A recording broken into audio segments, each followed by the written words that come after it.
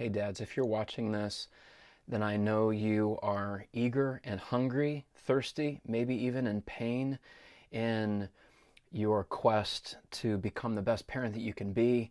We all want to be really good fathers, continually growing in our abilities to offer to our children what they need so that they can emotionally, spiritually, as well as physically become healthy and successful in every area of life, loving God.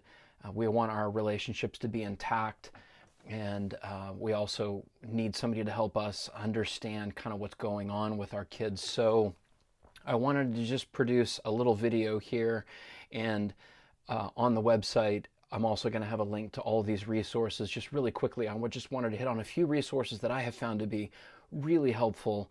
I would be going crazy had I not gotten some of the wisdom that I've gotten from some of these.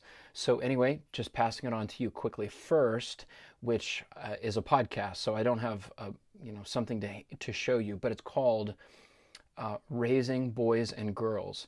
This is an incredibly helpful resource that was produced by several childhood psychologists who've been in the business for a long, long time. They've all got lots of stories. They've all got children of their own. And it goes through the various stages. For girls, their development from birth up to adulthood is 4 stages for girls, and it's 5 stages for boys.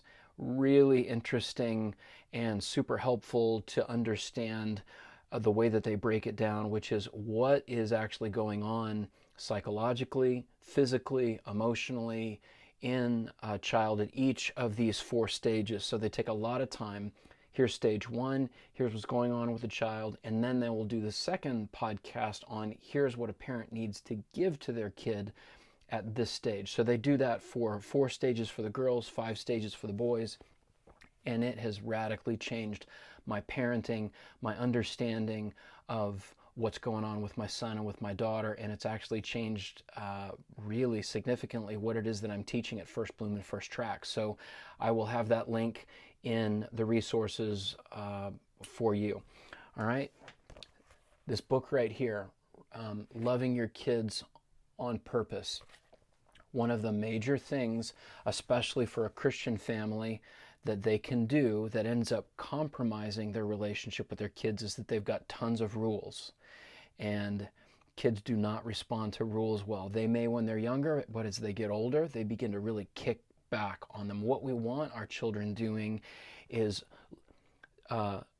seeing their options and knowing that love is inviting them to a better option. So I have quit laying down the law in my own home. Instead, I offer options. This book creatively introduces lots of stories in ways that you can interact and participate in conversations with your kids that are constantly inviting them to make decisions that lead to life.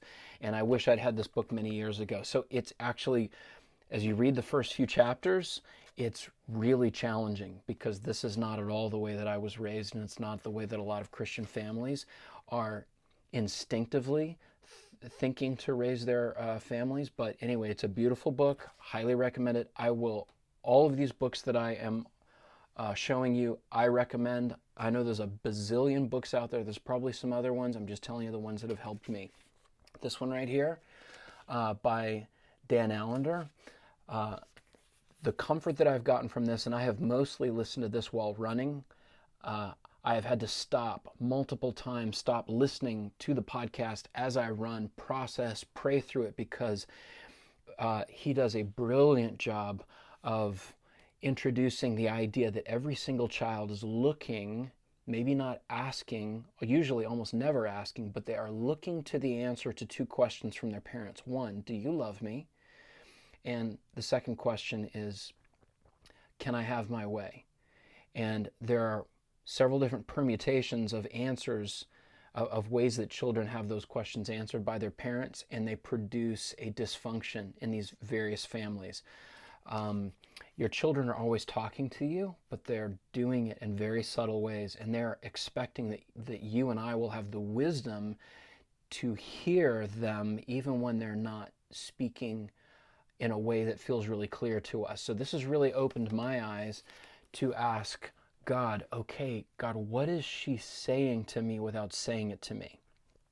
Also, he has a great quote in here, parenting is not difficult, it's impossible.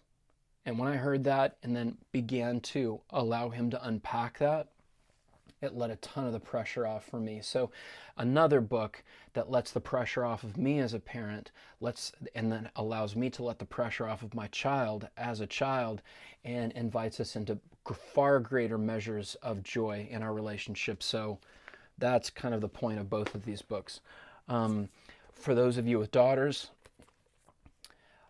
the role of a father in a daughter's life is heavily under assault all over the world. Do dads really matter to daughters? Incredibly. This right here will help alleviate any fears that you have that you don't really have a lot of importance in your daughter's life, bring a lot of clarity. She does a brilliant job of offering statistics and personal stories of the importance that her father has played in her life. It will actually help restore your dignity for those of you who may be wrestling with whether or not you're really having an impact on your daughter. So beautiful book. This was recommended to me by another guy. And then a couple of books specifically on sons. The first one, this is interestingly for mothers. This, Mother and Son, The Respect Effect, this has helped my wife begin treating my son more as a young man. And there's a way that women can speak to their daughters, but it doesn't work so well with their sons. So for a mother to begin treating and speaking to her son more like a man initiates a far better response from him. So if you have a wife that's looking to grow up while her son is growing up and to have a deepening friendship and intimacy and conversation with her son, this is a great resource. You might maybe just want to buy it for your wife, which is what I did. She just skimmed through this and she got some real gold out of it. All right, and then for raising a boy in particular, can't recommend this book enough. I would have to say that the huge jump in my relationship with my son came because I had read this and listened to some podcasts about the steps of the masculine journey. I'm actually going to be introducing this in some podcasts coming up where I actually personally add a seventh step to the masculine journey. But when I was able to give my son a picture of what the steps were and that you had to progress through each of them to become this kind of man, he was like, oh yeah, that makes so much sense. And it helped him embrace that vision of manhood. Without a vision, the people perish. You can't parent your kid into a vision that they don't have. You need a lot of clarity, and you need to keep recasting that vision time and again. And that's a beautiful book for that. The added benefit of it is that you actually need this book as a man just as much as your son needs it. So for every stage, it doesn't matter if you've got, a kid who's a year old, a son who's a year old, or whether they're 16 years old, or whether they're 30 years old, to understand the masculine journey is absolutely priceless. And then the last book that I will mention in this is a book by a Franciscan priest. His name is Richard Rohr, Adam's Return. There are questions in the masculine soul that need to be answered, and he goes through these right here in this book.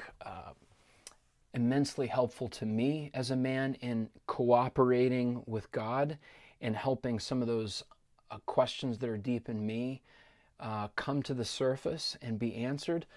But to know what it is that your son is actually wrestling with, like what are the questions that he has, and how do you as a father help answer them, and how do you create an atmosphere where your son can get those questions answered, because you're only a small portion of the answer and what God's doing in bringing your son through a process of initiation. So anyway, these are some really helpful books.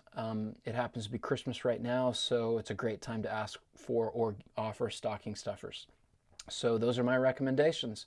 If you've got any questions, you can shoot me an email and ask me more. All right, take care, guys.